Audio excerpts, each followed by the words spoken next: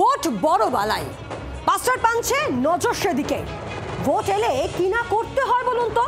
আদিবাসী আবেগে শান বিরোধী দলনেতা শুভেন্দু অধিকারী। আদিবাসী বৃদ্ধের পা ধুয়ে দিলেন বিরোধী দলনেতা, দেখুন।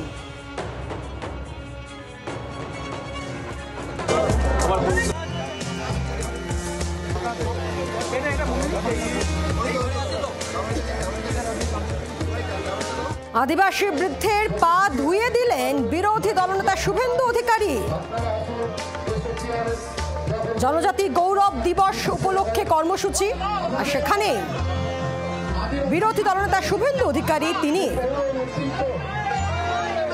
এক বৃদ্ধের পা ধুয়ে দিলেন। সামনেই ভোট, তার আগেই এই ছবি।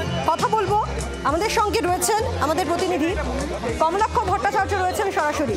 কমলাক্ষ, যে ছবি আমরা দেখছি, শুভেন্দু অধিকারী তিনি পা ধুয়ে দিলেন, তারপরে পা তিনি মুছিয়ে দিলেন, সত্যি ভোট বড় বালাই নয় কি?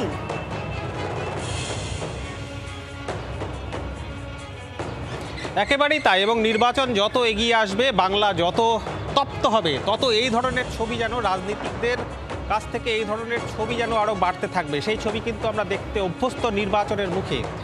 আদিবাসী জনজাতি গৌরব দিবস পালন হচ্ছে গোটা দেশ জুড়ে। আজকে প্রধানমন্ত্রী ৭,৭০০ কোটি টাকার আদিবাসী কল্যাণের প্রকল্পের কথা ঘোষণা করেছেন, কিন্তু বছরভর কিন্তু এই ধরনের আদিবাসী কল্যাণের কথা রাজনীতিকদের মুখে সেই অর্থে শোনা যায় না।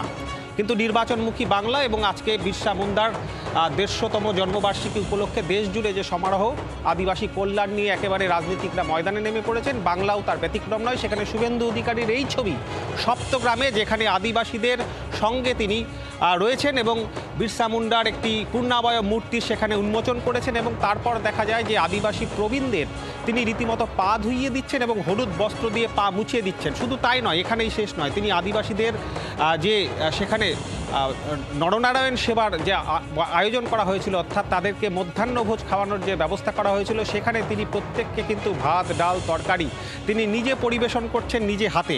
সুতরাং বুঝতেই পারছো যে বাংলায় কিন্তু আদিবাসীদের একটা বড় ভোট ব্যাংক রয়েছে। সেই আদিবাসী আবেগে শান দিতে নির্বাচনমুখী বাংলায় শুভেন্দু অধিকারীর ফের আরও একবার আদিবাসীদের সঙ্গে মিশে তিনি এমন ছবি আমরা দেখতে পেলাম, যেখানে কিন্তু স্পষ্টতই যা নিয়ে কিন্তু একদিকে রাজ্যের শাসক দল তারাও কিন্তু কটাক্ষ শুরু করতে ইতিমধ্যে আমরা তাদেরকে দেখছি। ধন্যবাদ। সত্যি ভোট এলে কিনা দেখতে হয় আর কিনা করতে হয় নেতাদের। শুভেন্দু অধিকারী বক্তব্য শুনছি। আজকে এত ভুয়া এসটি সার্টিফিকেট, একটা রায়গঞ্জেই ৬০০ এসটি সার্টিফিকেট বাতিল হয়েছে, ধরা পড়েছে। কত ধরা পড়েনি? আপনি এসটি সার্টিফিকেট দিয়ে এসটি যারা নয় তাদেরকে এসটি সার্টিফিকেট দিয়ে তাদের অধিকার কাটছেন না। আপনি কেন ৯টা রেসিডেন্সিয়াল স্কুল করতে চেয়েছিল, একলব্য দিতে পারেননি?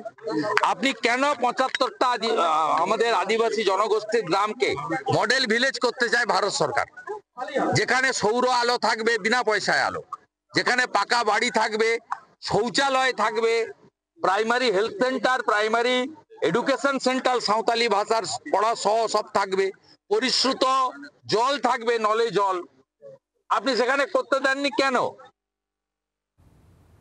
কথা বলবো তৃণমূলের রাজ্য সহ সভাপতি জয়প্রকাশ মজুমদার রয়েছেন আমাদের সঙ্গে।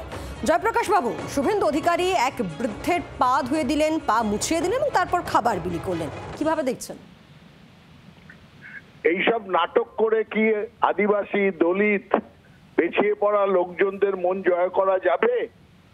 এ তো নাটকবাজি।